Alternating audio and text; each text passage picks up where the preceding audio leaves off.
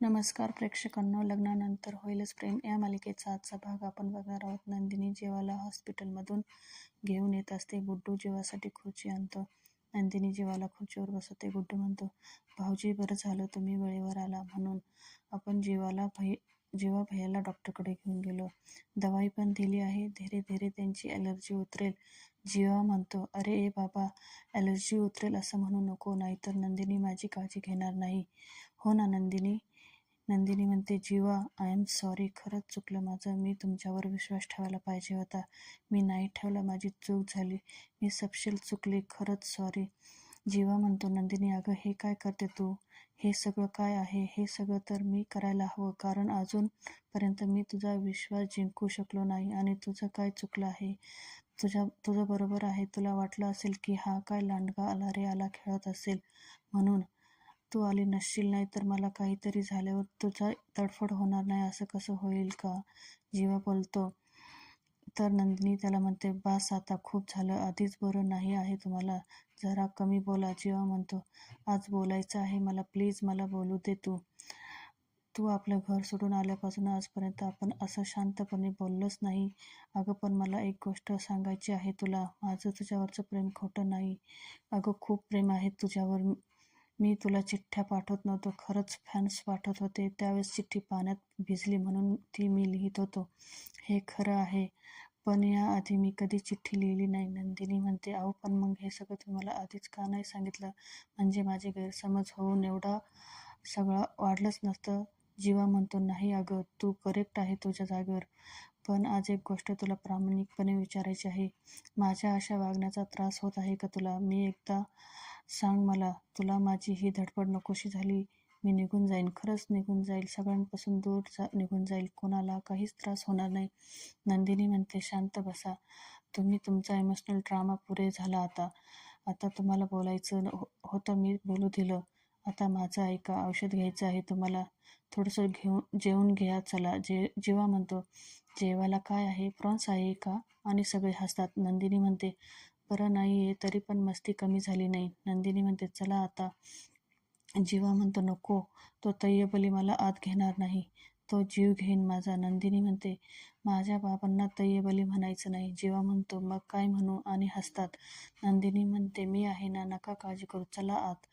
सावकाश. नंदिनी जीवाला आतमध्ये घेऊन जाते. जीवा म्हणतो, गुड्डू, ही ॲलर्जी हवीहवीशी वाटते. गुड्डू देवाची प्रार्थना करतो. जीवा थोडासा अडखळतो तर नंदिनी त्याला सावरते. जीवा गुड्डूला हाताने इशारा करून सांगतो, सगळं ठीक आहे. गुड्डू पण हाताने इशारा करतो, छान म्हणून. दुसऱ्या सीनमध्ये मालिनी म्हणते, ताई काय तुम्ही? तर मध्ये रम्या बोलते, मामी काहीही रिॲक्ट करण्याआधी माझं एकदा ऐकून घेशील प्लीज मामी? मी आत्तापर्यंत पार्थची खूप मनापासून वाट बघितली. मी त्याच्याशिवाय दुसऱ्या कोणालाही लाईफ पार्टनर म्हणून इमेजिन केलेलं नाही आणि कधीच करू शकणार नाही. माझं सुख फक्त आणि फक्त एकाच गोष्टीत आहे, आणि ती गोष्ट म्हणजे पार्थ. मी खरंच सांगते मामी, मी खरंच खूप प्रयत्न केला त्याला विसरण्याचा, त्याच्या आयुष्यातून निघून जाण्याचा. लग्न ते कसलं लग्न ज्याच्यातून त्याला एकही दिवस सुख मिळालं नाही. तो पार्थ आहे म्हणून सगळं सहन करत राहिला. कधीतरी सगळं नीट होईल या एका आशेवर, आणि मी कधीतरी पार्थ माझा होईल ह्या आशेवर राहिले. रम्या म्हणते, आता याच दिवस होणार आहे ना? मग आज यांचा डिव्होर्स होणार आहे ना? मग ही काव्या इथे काय करते आहे? रम्या काव्याकडे जाते, काव्याला हात जोडते आणि म्हणते, पार्थला माझं होण्यासाठी परत एकदा माझ्या नशिबाने संधी दिली आहे. प्लीज ती संधी माझ्याकडनं हिरावून घेऊ नकोस प्लीज. मालिनी म्हणते, रम्या अगं रम्या, बास कर. रम्या, मामी मला मान्य आहे की तू मला सून म्हणून कधीच पाहिलं नाहीस, पण एकदा विचार करून बघ ना, जर पार्थने मला एक्सेप्ट केलं तर तू माझी सून म्हणून स्वीकार करशील ना गं? रम्या म्हणते, मामा मी खरंच खूप चांगली वागेल. मान्य आहे, कळत नकळत माझ्याकडनं खूप चुका झाल्या आहे, पण तेव्हा आईने जे काही केलं त्याची शिक्षा भोगली आम्ही दोघींनी, आणि मी खरंच तेव्हा काहीच केलं नव्हतं. मी वेगळी आहे ना, माझं आयुष्य वेगळं आहे ना, मला माफ करा ना, मला एक संधी हवी आहे, प्लीज प्लीज मला माफ करा ना. मी पार्थचं आयुष्य खूप चांगलं करेल, त्याच्या डोळ्यात कधीच पाणी येऊ देणार नाही, मी शब्द देते. मी पार्थचं मन राखेल, त्याच्यावर कधीच आवाज चढवणार नाही. मालिनी म्हणते, पुरे रम्या आता. रम्या म्हणते, खरंच सांगते मामी, माझं जर पार्थशी लग्न झालं ना, मला त्या लग्नाचा कधीच पश्चाताप होणार नाही. मी पार्थला कधीच दगा देणार नाही, कारण मी माझ्या नात्याशी एकनिष्ठ राहील. मी शब्द देते मामी, मी पार्थपासून कधीच काही लपवणार नाही. आणि त्याला काव्याचा आणि जीवाचा व्हिडिओ आठवतात सगळ्यांना. विक्रम म्हणतो, एनफ रम्या, बास आता. मध्येच पार्थ बोलतो, बाबा 1 मिनिट, तुम्ही तिला का ओरडताय? ती फक्त तिचं म्हणणं मांडते ना. रम्या कामात आणि प्रामाणिक आहे हे बघून रम्या आणि वसू आत्या खुश होतात. पार्थ म्हणतो, रम्या आता जे काही बोलली ते करून दाखवलंय असतं, त्याच्यामुळे मला कधीच गिल्ट आलं नसतं. काव्या मात्र खूप शॉकिंग होते इथे. काव्याला जरा चक्कर आल्यासारखं होतं. युग तिला पकडतो. काव्या तेथून नाराज होऊन निघून जाते. तिच्या मागे मालिनीही निघून जाते. दुसऱ्या सीनमध्ये शारदा धनंजयला म्हणत असते, बास करा धनंजय, आज तुम्ही हद्द पार केली धनंजय. धनंजय म्हणतो, हो केली मी हद्द पार. तिरस्कार करतो मी त्या जीवाचा. माझ्या मुलीवर त्या जीवाची सावलीसुद्धा नको आहे आजूबाजूला. मी भान सोडलं, थोडासा टोकाचा वागलो, तुला रूममध्ये बंद केलं, त्या जीवाला बाहेर तडफडू दिलं लॉनमध्ये. त्याचा त्रास इलाज होऊन बरा होईल सुद्धा, पण आपल्या नंदिनीच्या मनावर जो घाव घातलाय त्याने आयुष्यभर तिच्या मनात घर करून राहिला आहे. तिला रोज कोडताना बघतो गो मी, तिला त्रास बघतो मी शारदा. त्यामुळे तुला माझा राग आला असेल तरीसुद्धा नंदिनीला हे सगळं जेव्हा कळेल ना, तेव्हा ती हेच म्हणणार आहे, बाबा तुम्ही बरोबर केलं. आणि तेवढ्यात दरवाजा वाजतो. नंदिनी जीवाला आत घेऊन येते. हे बघून धनंजय मात्र शॉक होतो. धनंजय म्हणतो, हे काय आहे? नंदिनी म्हणते, हा प्रश्न तर मी खरं तुम्हाला विचारायला हवा बाबा. जीवांना त्रास होत असताना सुद्धा तुम्ही बाहेर तडफडू दिलं, आईला खोलीत कोंडून ठेवलं, काय मिळवलं हे सर्व करून? धनंजय म्हणतो, ज्याने माझ्या मुलीला मरण यातना दिल्या आहेत त्याला ते भोगताना बघण्याची समाधान मिळालं. नंदिनी म्हणते, ह्यांनी मरण यातना दिल्या आहे? अहो बाबा, आज मी तुमच्यासमोर जिवंत आहे ती फक्त ह्या माणसामुळे. नाहीतर त्या गावामध्ये सेकंड हँड म्हणून माझी काय अवस्था करून टाकली असती तुमच्या समाजाने. आणि सगळ्यांना तर जुनं आठवतं. नंदिनी म्हणत असते, लग्न लावून द्यायचं आहे ना माझं? कोणाशी लावून देणार आहेत? एक गावकरी म्हणतो, हा माझा मुलगा शंकर, हा करेल तुझ्याबरोबर लग्न. पण तो शंकर असतो, तुम्हाला ही सून म्हणून चालत असेल, पण मला बायको म्हणून चालणार नाही. ह्या असल्या सेकंड हँड मुलीशी मला लग्न करायचं नाही. धनंजय म्हणतो, लगेच नंदिनी म्हणते, ह्या माणसाने माझ्या डोक्यावर हात ठेवला म्हणून मी आज तुमच्या समोर जिवंत आहे, नाहीतर त्या गावात अजून काय झालं असतं माहीत नाही. धनंजय म्हणतो, ज्याने तुझ्या डोक्यावर हात ठेवला त्याने तुझ्या पायाखालची जमीन काढून घेतली, हे विसरू नको. आणि नंदिनीला 16 डिसेंबरचं सगळं आठवतं. धनंजय म्हणतो, लग्नमंडपामध्ये मला तेव्हा याचा अभिमान वाटला होता, पण माझा अंदाज चुकला. नंदिनी म्हणते, तुमचा अजून कुठला अंदाज बरोबर आलाय बाबा? तो दीपक, ज्याला मी सगळा स्टाफ समोर घरी जेवायला घेऊन आले, तो मुलगा तुम्हाला भला आणि गुणी वाटला होता. त्या दीपकने माझ्यासोबत काय केलं याची उजळणी करायला हवी आणखीन. आणि तिला आठवतं त्या दीपकने नंदिनीला कसं बांधून ठेवलं होतं. आणि तो म्हणत होता, नंदिनी तू माझी नाही झाली तर कोणाचीच नाही होणार. तो दरवाजा उघडला आणि तू इथं मेली. नंदिनी म्हणते, तुमचाही चुकला ना अंदाज. आज जसं लोनमध्ये जीवा तडफडत होते ना, तसंच त्या दिवशी मी सुद्धा तडफडत होते. फासावर लटकवलं होतं त्याने मला. हा माणूस धावत आला म्हणून जिवंत राहिले मी. आणि जीवाला आठवतं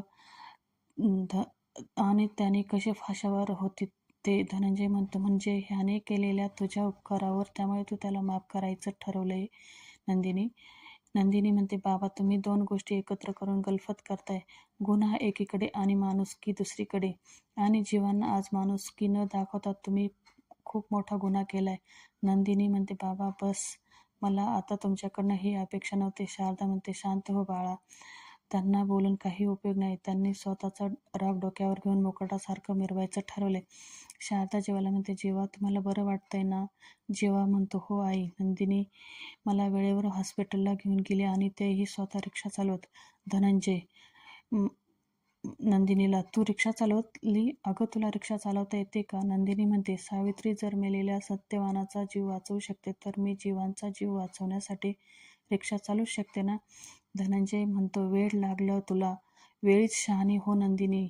नंदिनी म्हणते, मला नाही व्हायचं शहाणं. शहाणपणावर जग चालत असेल बाबा, पण जेव्हा लगेच मधी म्हणतो, प्रेमाच्या दुनियेत वेडेपणा लागतो. धनंजय तेथून राग निघून जातो. नंदिनी जेवायला म्हणते, जेव्हा तुम्ही बसा शांतपणे, मी खायला आणते तुमच्यासाठी. नंदिनी आईला म्हणते, आई तू पण बस त्यांच्यासोबत. शारदा जेवायला म्हणते, बरं वाटतंय ना. जीवा आणि दोघं बसतात. तेथे दुसऱ्या सीनमध्ये काव्या आपल्या रूममध्ये येऊन बॅग भरत असते.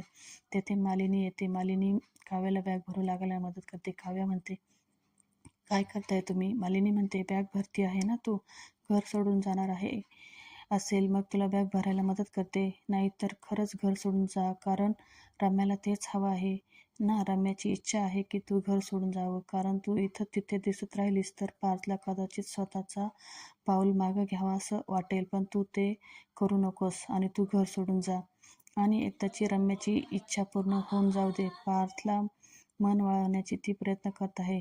पार्थ सामान तू आयुष्यभर कुडत राहा.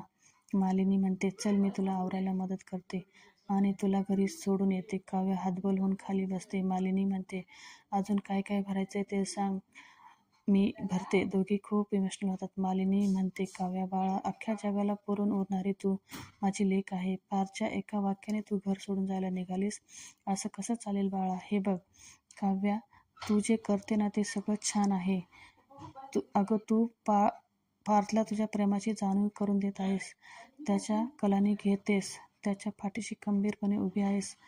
म्हणजे सुरुवातीच्या काळात जे पार्थ तुझ्यासाठी करत होते ना ते सगळं तू करते ना, त्याच्यासाठी फरक पडेल बाळा, तुझ्यातही पडेल आणि जीवातही, पार्थमध्येही. पण तू जे व्रत घेतलं आहेस ना ते सोडून गेलीस ना तर त्याचा काहीच उपयोग होणार नाही.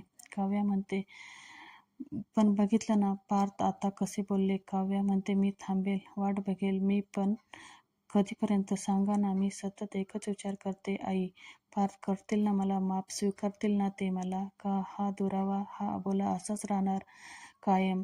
कळत नाही आई. आणि दोघी रडतात. काव्या मनात म्हणत असते, पार्थ मी तुमची आयुष्यभर वाट बघेल, कराल ना मला माफ? उद्याच्या भागामध्ये पार्थ युगला म्हणत असतो, आज ना उद्या जीवा घरात येणारच. ह्या घरात तो घरात आला आणि काव्या इथंच असल्यावर माझ्या डोक्यामध्ये चक्र सुरू होणार. मी ह्या हॉलमध्ये असणार आणि ते किचनमध्ये असतील तर माझ्या डोक्यामधील परत संशय येणारच. दुसऱ्या सीनमध्ये नंदिनी जीवाला जेवण भरवत असते. हा घास आईचा, जीवा म्हणतो, आणि हा घास नंदिनीचा. नंदिनी म्हणते, नंदिनीचा.